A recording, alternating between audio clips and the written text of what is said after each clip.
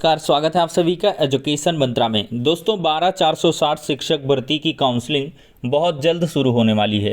29 दिसंबर को आपके ज़िलों में जो काउंसलिंग है, जहां 51 सीट थी, आपने फॉर्म भर रखा था, तो वहां से काउंसलिंग होगी और इन 51 जनपद में ही आपकी काउंसलिंग आयोजित होगी। और साथ ही साथ बहुत साथियों के मन में सवाल होगा कि क्या जहां वैकेंसी फुल हो गई हैं वहाँ क्या करें या कैसे कुछ भी। तो दोस्तों इसके लिए आपका जो कन्फ्यूज़न है वो दूर हो जाएगा जैसे ही जो 51 जनपद हैं वहाँ के जिला बेसिक शिक्षा अधिकारी के माध्यम से जो विज्ञप्ति जारी होगी। चूँकि दोस्तों विज्ञप्ति में ये होगा कि जो चयनित होंगे उस ज़िले के सीटों के सापेक्ष उम्मीदवार 51 ज़िले के, तो उनको हटा करके काउंसलिंग के लिए बाकी सभी को इनवाइट किया जाएगा। उसमें 0 वाले भी हो सकते हैं और 51 वाले भी हो सकते हैं। और दोस्तों सबसे बड़ी बात यह है कि फर्स्ट राउंड की जो काउंसलिंग होगी उसके बाद अगर कोई सीट वैकेंट रहती है तब ऑल ओवर स्टेट से आपको कहीं भी जाने का मौका मिलता है। ऐसा प्रोसीजर ये चलता रहता है, ठीक है। लेकिन उम्मीद काफ़ी कम है क्योंकि 51 जनपद के पहले ही अभ्यर्थी वहाँ पर मौजूद हैं और साथ ही साथ 0 जनपद के जिनको अभी तक जॉब नहीं मिल पाई है या 51 जनपद के ऐसे जिनको अभी तक जॉब नहीं मिल पाई है, उन सभी को काउंसलिंग में पार्टिसिपेट करने का मौका मिलेगा। और जिसकी मेरिट अच्छी होगी, गुणांक जिसका एकेडमिक का सही होगा, हाई स्कूल, इंटरमीडिएट, ग्रेजुएशन और साथ ही साथ आपका टीटी और बीटीसी हो गया, इन सब के मार्क्स को जोड़ करके, खैर टीटी क्वालिफाइंग इन नेचर है, उसका मार्क नहीं जुड़ेगा। आपका हाई स्कूल हो गया, इंटरमीडिएट हो गया, ग्रेजुएशन हो गया और बीटीसी का आपका रिटेन का यानी कि थियरी का और प्रैक्टिकल के जो मार्क्स हैं उनके हिसाब से आपको गुणांक दिए गए हैं। तो आपको गुणांक भी जोड़ने घटाने की ज़रूरत नहीं है। जो मदर लिस्ट अभी निकल के आएगी, क्योंकि सभी जो ज़िलों की एनआईसी की वेबसाइट है वो आपको दे दी गई है और 27 तारीख को उसमें सूची जो है अपलोड कर दी जाएगी। अब उसी सूची में देख लें, अगर आपका नाम आ रहा है तो आप उस ज़िले में काउंसलिंग कराएंगे, लेकिन अगर आपका नाम नहीं आ रहा है तो आप काउंसलिंग नहीं करा पाएंगे, ठीक है। अब दोस्तों देखा जाए तो कौन से प्रमुख डॉक्यूमेंट्स हैं जिनको आप सभी को ज़रूरत पड़ेगी और आप लेना चाहेंगे। तो दोस्तों इसमें सबसे बड़ा मुद्दा ये है कि बहुत सारे ऐसे अभ्यर्थी भी हैं जिनके डॉक्यूमेंट्स ऑलरेडी जिला बेसिक शिक्षा अधिकारी कार्यालय में जमा हैं। तो अगर आपका जनपद बहुत ज़्यादा दूर नहीं है तो मैं ये सजेस्ट करूँगा कि 1-2 दिन पहले ही, जैसे आज हो गया, कल हो गया, इसमें आप अपने डॉक्यूमेंट को निकाल लें। क्योंकि ऐसा भी होता है कि आप काउंसलिंग कराने गए, काउंसलिंग के लिए कोई दूसरा पैनल है और जिन्होंने आपके डॉक्यूमेंट्स जमा कर रखे थे वो वहाँ पे अवेलेबल नहीं है, तो काफ़ी छीछा लेदर जैसी स्थिति आ जाती है। तो ऐसे में आप क्या कर लें कि पहले से डॉक्यूमेंट्स को निकाल के रख लें। और दोस्तों आपको देखिए वहाँ की व्यवस्थाएं भी करके चलनी पड़ेंगी, क्योंकि अभी आपकी काउंसलिंग होगी और आपको नियुक्ति पत्र भी तुरंत के तुरंत मिल जाएगा और इसके बाद जिला बेसिक शिक्षा अधिकारी कार्यालय में आपको ज्वाइन भी करना है। तो इन सभी बातों को ध्यान में रखते हुए अगर आप पहले से डॉक्यूमेंट्स निकाल लेते हैं तो काफ़ी बढ़िया रहेगा। अगर नहीं निकालते हैं तो सेम डे पे आप निकाल के काउंसलिंग कराएं, उसमें थोड़ा सा लेट वगैरह हो जाए तो वो आपका रिस्क है, ठीक है। तो ये डॉक्यूमेंट्स की बात हो गई।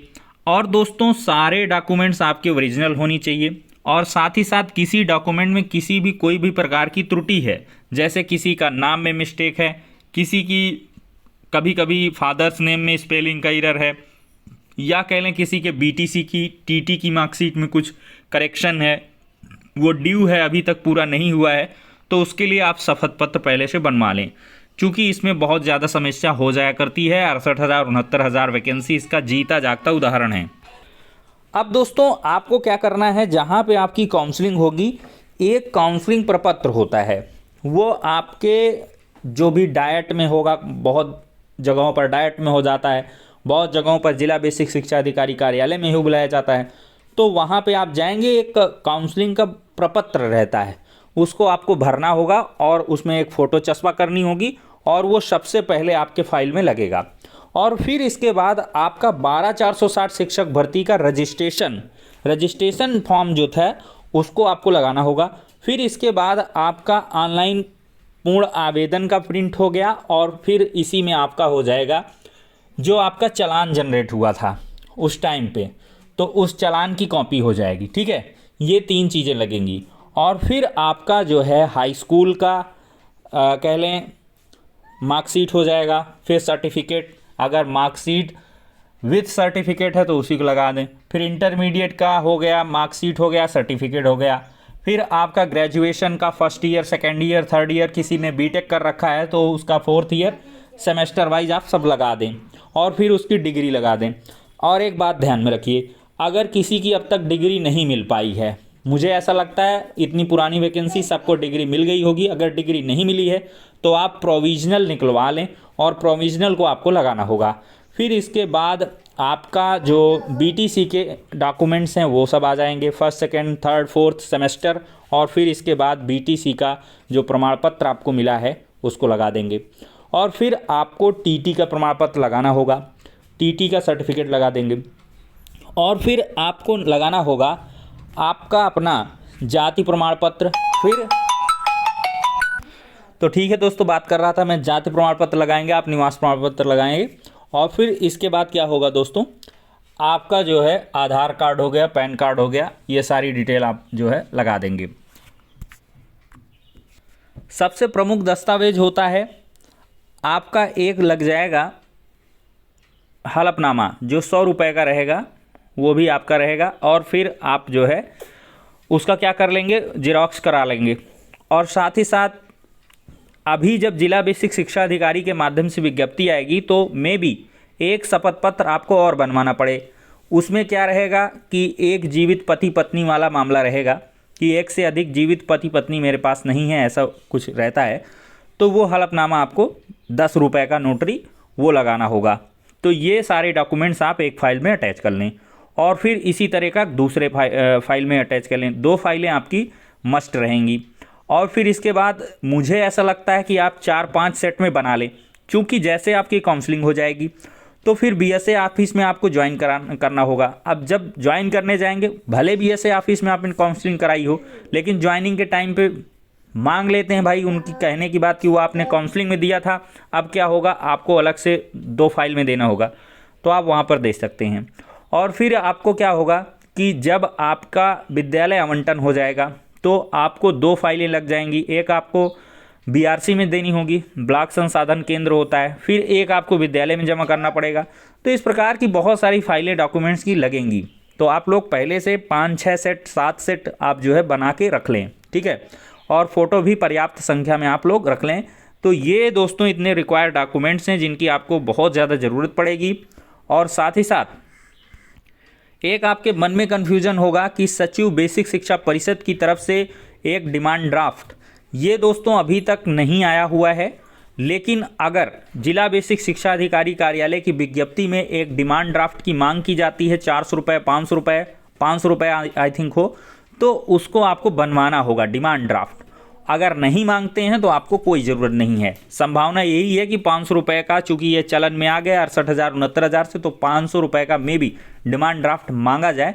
नहीं मांगा जाता है तो कोई ऐसी समस्या नहीं होने वाली। दोस्तों जैसे ही आपको नियुक्ति पत्र मिलेगा तो उसके 1 हफ्ते के अंदर आपको एक मेडिकल फिटनेस सर्टिफिकेट लगेगा, जो आपके उसी ज़िले, जैसे आपने कौशाम्बी में कराई काउंसलिंग तो कौशाम्बी के जो जिला अस्पताल हैं वहाँ से आपको बनवाना होगा। तो डिस्ट्रिक्ट हॉस्पिटल होता है हर जगह का, तो वहाँ से आप बनवा लेंगे, ठीक है। ये आपको 1 हफ्ते के अंदर मेडिकल फिटनेस, और 2 गजेटेड ऑफिसर जो होते हैं उनके द्वारा निर्गत आपको 2 चरित्र प्रमाण पत्र भी लगेंगे। तो इन चरित्र प्रमाण पत्रों को भी आप अभी से बनवा सकते हैं, कोई ऐसी समस्या नहीं है। तो दोस्तों इतनी चीज़ें हैं, इतने डॉक्यूमेंट्स हैं जो आपके लिए काफ़ी मस्ट हैं और आपके लिए ज़रूरी हैं, और इन डॉक्यूमेंट्स के साथ ही आप काउंसलिंग में पार्टिसिपेट करें तो बेहतर होगा। और जैसे ही विभिन्न ज़िलों की जो विज्ञप्तियां हैं, ये सभी ज़िले दिए गए हैं, तो इन 51 ज़िलों की जैसे जैसे विज्ञप्तियां, आज मुझे लगता है शाम से ही विज्ञप्तियां आना शुरू हो जाएंगी, क्योंकि काफ़ी कम समय बचा हुआ है। तो जैसे जैसे विज्ञप्ति आएगी तो उसके हिसाब से थोड़ा बहुत अगर चेंजेस हैं तो उस हिसाब से आप नोटरी हलफनामा वगैरह का कुछ भी चेंज है तो उसको आप करवा सकते हैं। बाकी कोई समस्या नहीं होगी। बाकी कोई आपको नया डॉक्यूमेंट नहीं लगाना होगा।